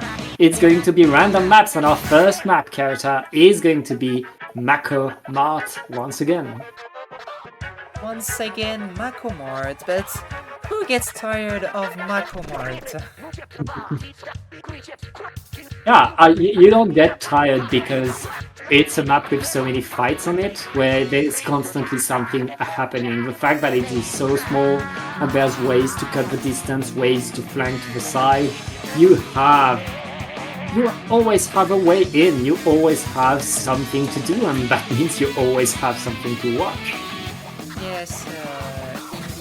And I know at least one girl who is not getting tired of Mako Mart. This girl is called Bolty because she usually plays the Carbon Roller, that is a very strong weapon on this map. Yeah, but we're going to see the Carbon. We're going to have to pay attention. And hey, Dapple, thank you for raiding us. Hi, I hope NSC was fun. I hope you had fun. We are going at a different pace. It is the final of our purple tournament with top teams going after each other. Thank you for rating us. Welcome for those who are not very used to go on EBTV Twitch channel. We are not very used to go on our own Twitch channel either. Welcome here. And it's already going wild here. Several players down, and it's MRGV taking the first team fight. Yeah. By the way, yes, you I'm have the wrong correcting team names. Yes, I'm correcting. Okay. Right now, MRGV in yellow is pushing in, getting Splat after Splat. Mickey with the blaster chasing in the spawns. Volty on the other side was solving things. And yeah, we see very much all of MRGV maintaining the fight. I will stack into the side between a carbon and a pit. That is the end, but 40 ticks remaining for MRGV. Mickey forced to go back after getting touched by a Kit Kat. Finally able to retake the zone 129. Oh, that was a close call from the decaf here. The stamper. Yeah. And we still have more paint right there. MRGV able to retake the zone. I mean, 129 were able to apply penalty, were able to stay in the game, but it's still Volty sharking around everybody from MRGV, smelling blood the second someone from 129 does a single mistake. Volty on the side, almost close. Finally getting the Trizuka Tacticaler ready for MRGV. 27 points left, and they are still in control of the zone. In control, no penalty. Bazooka is going to force people away. That's full control from MRGV, and that's the game. That's a KO. Rickroll from the queen of this game, the queen of the Mokomart, Balti, to end this first game. MRGV taking a strong lead. It's only a best of 5 that can go a bit fast because there is no loser bracket. You win, you lose. It's over. This is the very last match of the tournament. Yes, the very last one between these two teams and MRGV, as they are used to, opening very strong, reminding us why they are so good. Now we'll see what is the next map. 129 were able to get a push, were able to win a few fights. Now the big question is, can they do that for a whole minute if they want to win this game? The next map will be Ship Shape Cargo because, Team C won the Splatfest, and the game is sending us a message once again. It's the third time we're seeing this map on this tournament. This is random for those who are joining us after the raid from Dapo. Thank you, everyone. We're using Nintendo's tournament organizer because we are trying new things. We're using the new tools the game gives us, and we can't really select a chosen map pool for this bracket. So we are using a selection and random among this selection. Yeah, and by the way, since we're talking about it, in order to join this tournament, you have to play Anarchy Open with your friends. And we're expecting people to have a purple rank, which is getting past 2300 with their team during a rotation. So right now, both of our teams have gotten that. Both of these teams have gotten that and are now fighting. So if you want to play in this tournament, get a good team, play Anarchy, and we'll have another tournament next week. Yes, we are hoping to see even more teams. We had 9 teams for this tournament. This is already a very good start. We are very pleased to see so many high-level teams showing up. We can't wait to see the next one. I'm having so much fun commenting this matches. Already a splat here. Mickey losing the control of the zone. 129 staying in control. Poulet going forward with the Octobrush, but Gray stronger. Yeah, Gray getting a trade right there, and that's a wipeout in favor of MRGV, who have Tacticula, who have the control ahead of the map. Now it's on 129 to regroup and prepare a push all together. They're in control of the zone, they control the space, they are all in front of the zone. Volti is behind the opponents, getting splatted by Alwo. Very careful. Tenta missile sent on the right side. 2 players down. Is their opportunity to get back on the zone, but they are struggling here.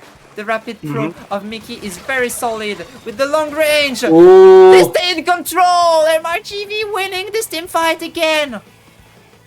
Yeah, Poulet to the side with the Octobrush is completely isolated. All of MRGV will force them out. Poulet activating the zip to try to get back onto the zone. They need to paint the zone. Only 10 ticks left. Alwo coming in with the... Finally, the 3 players down. Finally taking the zone for 129.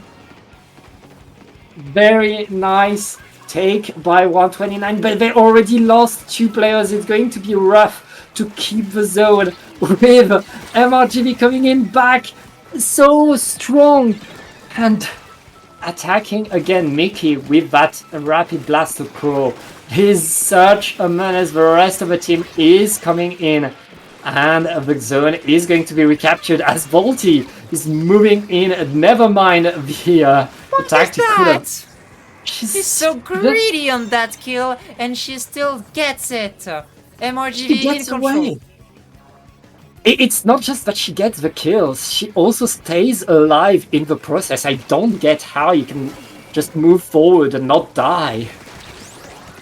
Mickey is so strong with the Rapid Blaster Pro. Like, he's almost the only one playing it at this level, and he gets kills and assists everywhere with the dart, and always get direct. Another kill at the shorter range than the max range. No need for indirect here. And right now we're just a few ticks away from the end of the game, maybe, but no! 3 down! 3 down, and Volti is back to spawn.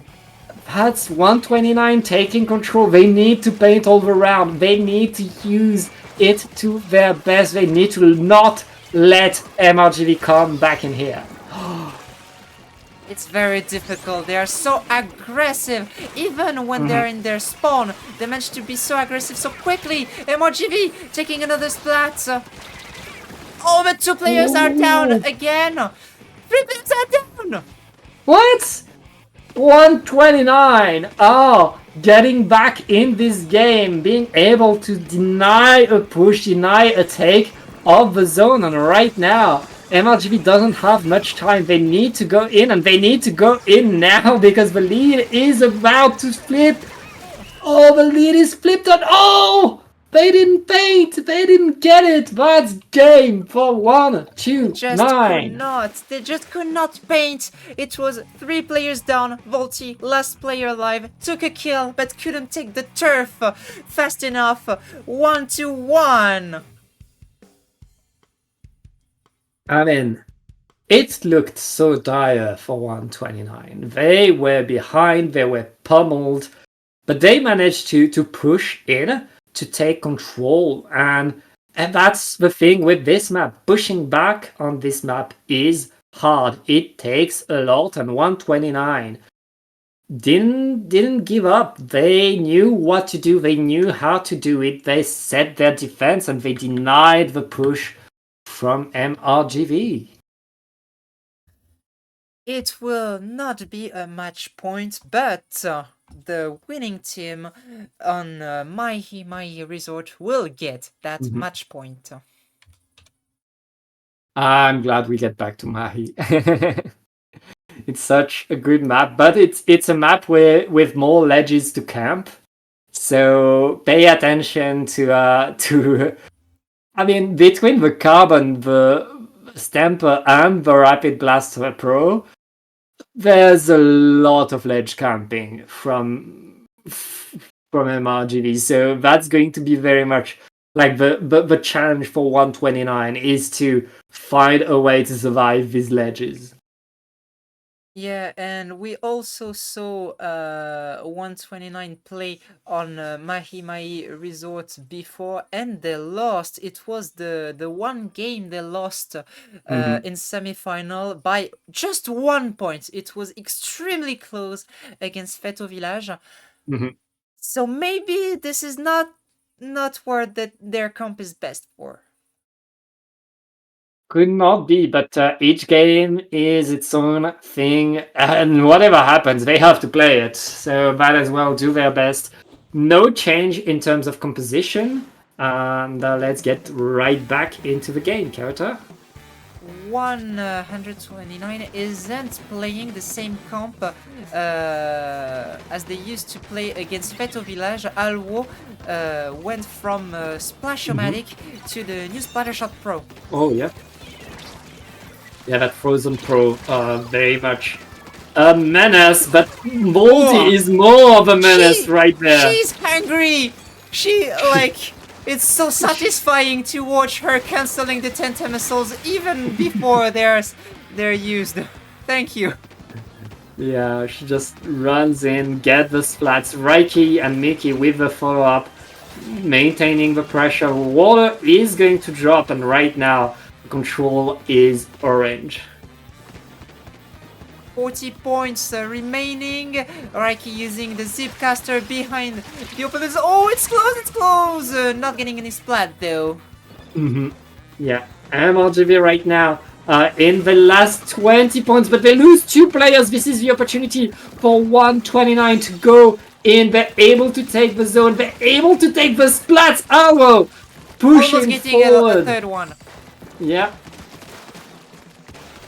And that's good moves right now by 129. They're matching the aggro that MRGV has given them going onto the plat, and with 2 players down, it looks like 129 are getting back in this game.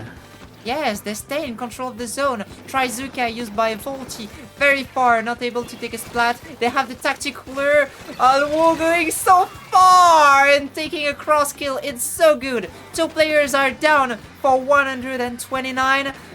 Going back very quickly in the zone. They're close to the lead. But Pulling getting splatted in the zone. Oh no, 2 players are down from MRGV3 now. It's the lead. It's the lead for 129. They're close to KO. Volti getting splatted again. 2 players are down. Reiki for the clutch. What's happening?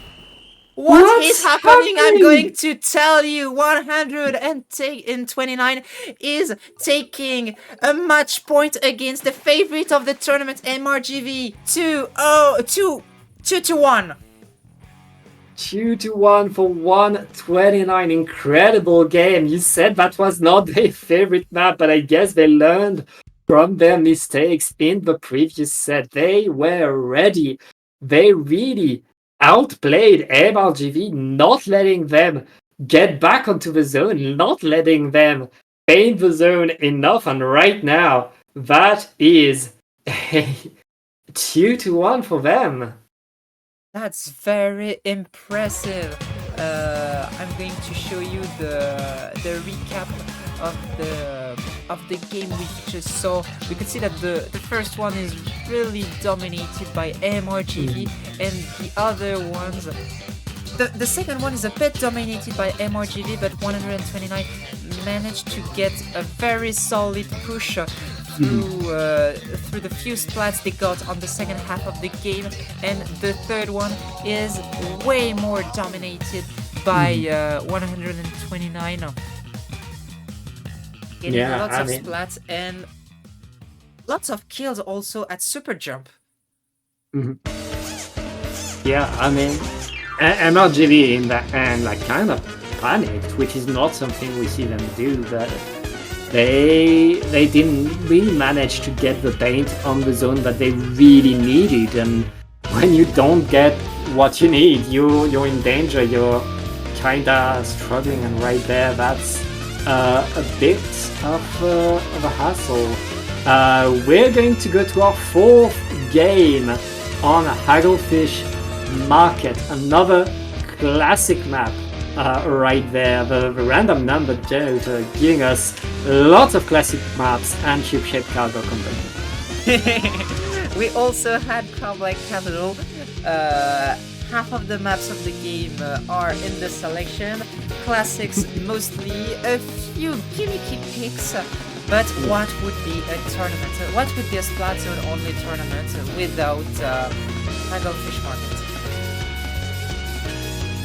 Yeah, Hagglefish Market was a classic since the start of the game and has shown the test, has passed the test of time, honestly, as one of these maps where you can come back and have another game.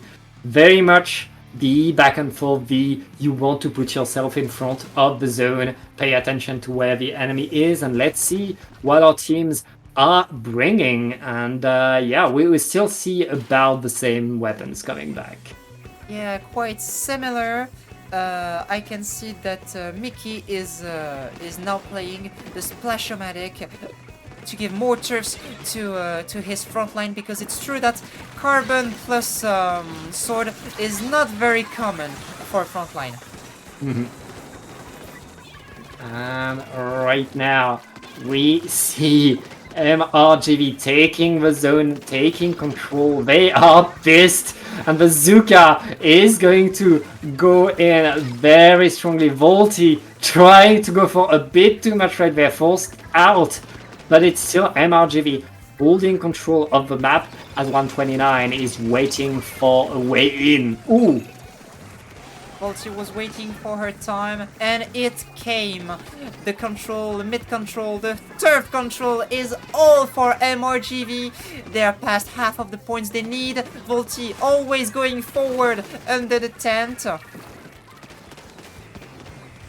Yeah, ooh, and right now the zone stays blue, but 2 players down will allow 129 to get back and paint it. That was a nice opening push by MRGV, but now 129, it's their turn to be in the driving scene. And I mean, we've seen them be very, very strong once they are in control, so now is the time to see that again. Ooh, two kills for Poulet, and the Zipcaster almost getting a third one. 3 players down for MRGV. 129 is back in the game, and it could be the end of the tournament if they manage to get the lead there. KitKat going on the tent, the opponent's tent. They are in such a strong spot right there. All of MRGV looking for a way forward. Oh! What a close goal! Oh! What a clutch from the Crab Tank and the Trizuka here. MRGV keeping the lead. It's almost a miracle here. Yeah, very well played right there. I mean, it's so close between these 2 teams right now. But it's going to be MRGV still in control. They lose 2 players. It's 129 coming back onto the zone. Coming back onto the attack. Mickey defending with the crab, trying to hold, but it's not going to be enough to deny penalty. I guess MRGV still have some more work to do if they want to win this game. 2 players are down, Volty getting splatted on the zone. They have to wait for their return. Ray trying to flank here, but jumping out. This is the good kill to start. They stop the count. There is the Crab Tank again. 2 players are down. I believe MRGV will be able to retake control again. Yeah, and right now MRGV are back in control. They don't have that much penalty, and Volty starting to pop off! She's hungry! She will chase for any splat she can take. MRGV is not willing to give up of any splat since they have a match point to save. Yeah, and they're done with their penalty. They're scoring more and more points. Mickey on painting duty to maintain the zone in blue. All of 129 trying to go in. Oh, they got the splat on Gray with a pencil. Now they get the zone, and they're forcing MRGV out. Reiki is forced to move away, able to Very win the good. fight on the landing. Very good play at the end of the Zipcaster, Mm-hmm. delaying players on the right side, allowing MRGV to retake control of the zone. This is less than 1 minute left. MRGV is fighting to stay in this final. They're fighting for game 5. Mickey going aggro there, getting splatted. One player down on each side. And it's not over. 129 are so close to the zone. They're painting all they can, but MRGV is holding the zone. When I say that, the zone is flipped. 20 seconds left in the game. And 129 needs to hold, but MRGV is already back into contesting that zone. That zone is so contested, but with 10 seconds left, it looks like MRGV still has some. Oh, this is close. It will be a close call. They're in control. The overtime is cancelled almost immediately. We will get a game 5. MRGV sends us all the way to game 5 for this first edition of Purple Monday. This is a crazy tournament. Yeah, the comeback by MRGV, who struggled still to get that victory. 129 was answering every fight, every position. Very much an incredibly close set that these two teams are gifting us. Right now, we only have one game left in this whole tournament to know who will be the champion of the Purple Monday #1. And the final game, well, sometimes the RNG can be quite unfair because this is a roller map. We are back on Humpback Pump Track. Yeah, I know a girl that's pretty happy right now. Probably, I even wonder because, it's been what, a year maybe since the Snipe Rider has become the absolute best uncontested weapon of the game because it just does 3 jobs at once.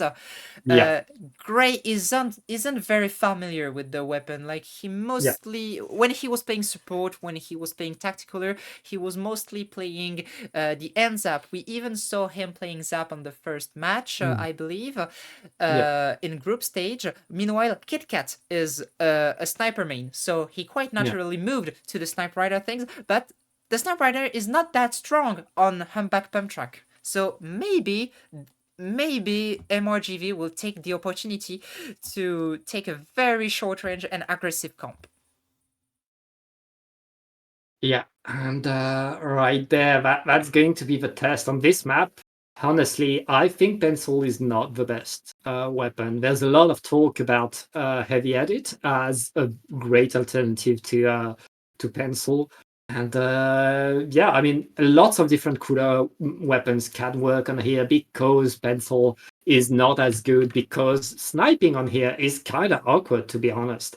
But let's get in the game. Let's see what these two teams are doing and I mean, at this point, they're pretty even. Which team will take the crown? Oh, well, that's a tri-slasher by Arwo for this flat screen. Yes, in the end, both teams running the Snipe Rider, but they're taking the buckets. And a tripling strike, it's the Neo Splashomatic for Mickey. They want to spam the tripling strike. Faulty going very far for the splat. MRGV taking the zone in first. Yeah, they take the zone, they take the control. 129. We see them wait, prepare, push. The Zipcaster is coming in, but the rest of the team isn't really able to follow yet. Oh wait, I was forced to jump out. The missiles will allow 129 to get next to the zone, but not enough to apply penalty yet. And Volty is cleaning up right now. I swear there is no... It's not like she's my favorite. I'm just searching for who is about to get some kills. Where's the action? And it's very often around Volty. Yeah, I mean, I can tell why she's your favorite. She's so impressive with that garland right there. And 10 ticks left onto the zone. 129 needs to paint Kit Kat right there, trying to get the zone. They're able to get it. They're able to survive it with 2 down onto MRGV. 129 is still in this game. They have a special ready. The barrier is a charge for Alwo. They're in control of the zone. The barrier is sent. Tripling strike on the zone for a quick retake for MRGV with the solid lead and a very big penalty.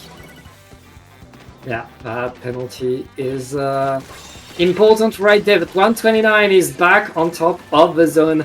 And with 2 players down on each side, it's anybody's game right now. Bazooka is deployed. It's going to force Kit Kat to hide. And right now, MRGV is taking back the zone. 129 regrouping, taking the Splat together against Volti. Pule using the Zipcaster, taking a Splat, 2 players down for MRGV. This is another opportunity for 129 to take control of the zone and try to go forward, something they have been struggling to do.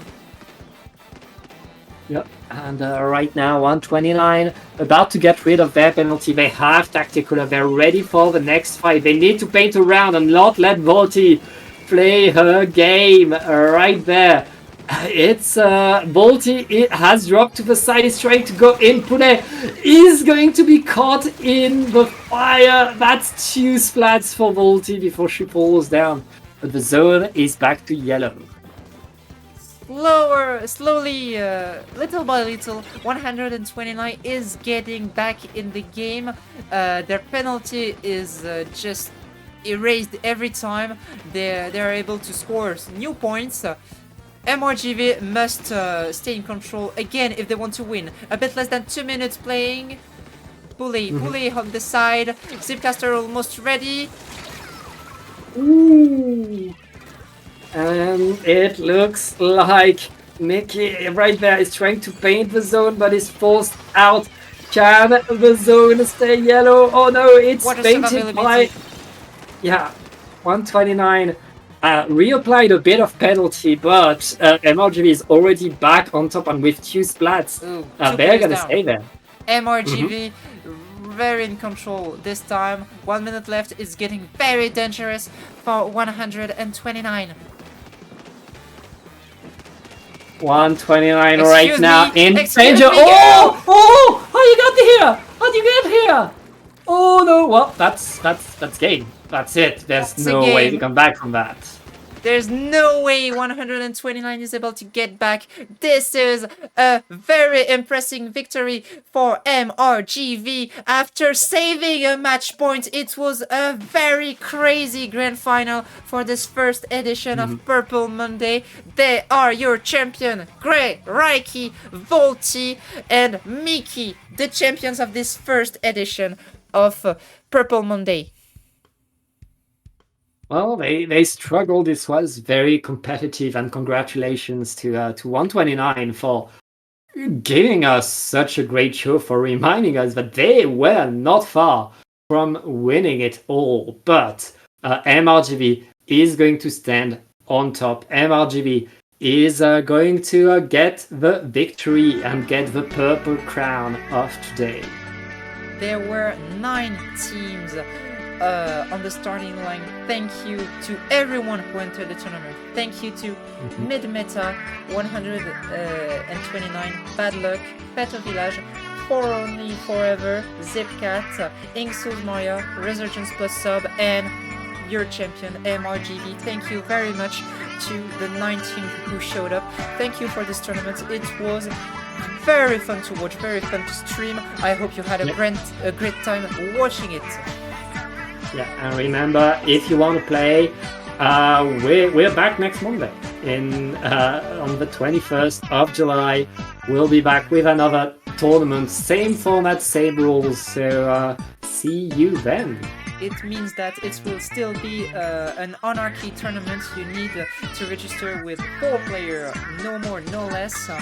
Get a power in Anarchy, the highest possible, if possible, a purple power, meaning more than 2,300. Which and then register on the Nintendo tournament organizer. You can come to our Discord server, the EBTV one, and you will just be in next Monday, same time, 8:30 p.m. It was a pleasure to commentate with you, Pat. I hope you had fun too. I had a ton of fun. Thank you so much for having me, Kota. It's always a pleasure to cast with you. And I guess it's time for us to say goodbye. Yeah, goodbye to everyone. Thank you to everyone in the chat as well. Thank you to Dimitri and Emmet for the French stream, because we were dual streaming this time, French in English for the very first time on EBTV. And thank you to Fly and Ali for the TOing. This was Purple Monday 1st edition. See you next week.